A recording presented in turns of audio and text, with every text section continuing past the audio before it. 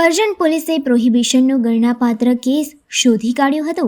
Karjan police મથકની team ઉચ્ચ police અધિકારીઓની સૂચના માર્ગદર્શન પ્રમાણે ઓપરેશન પરાક્રમ અંતર્ગત કામગીરીમાં હતી. દરમિયાન બાતમી હકીકત મળેલ કે એક ટ્રક ગણપતપુરા ચોકડીથી ધાવડ ગામ તરફ જવાના રોડ તરફ જાય છે, જે શંકાસ્પદ છે. જે વાતના આધારે સદર બાતમીવાળી ટ્રક ગણપતપુરા તરફથી આવતા તેને ઊભી રખાવી ટ્રકના ચાલકને નીચે ઉતારી ₹500 રૂબરૂ તપાસ કરતા તેમાં ભારતીય બનાવટનો પરપ્રાંતીય વિદેશી દારૂની જુદા જુદા માર્કાની કુલ બોટલો નંગ 924, જેની કુલ કિંમત ₹4,68,000 તથા મોબાઈલ નંગ 1, જેની કુલ કિંમત ₹10,000 તથા પ્રોહિબ મુદ્દામાલ હેરાફેરી કરવા ઉપયોગમાં લેવાયેલ ટ્રક કિંમત 10 લાખ મળી કુલ 14,78,000ના મુદ્દામાલ સાથે એક ઈસમને પકડી પાડી કરજણ પોલીસ મથકે પ્રોહી મુજબનો ગુનો નોંધી કાયદેસરની કાર્યવાહી હાથ ધરવામાં આવી છે.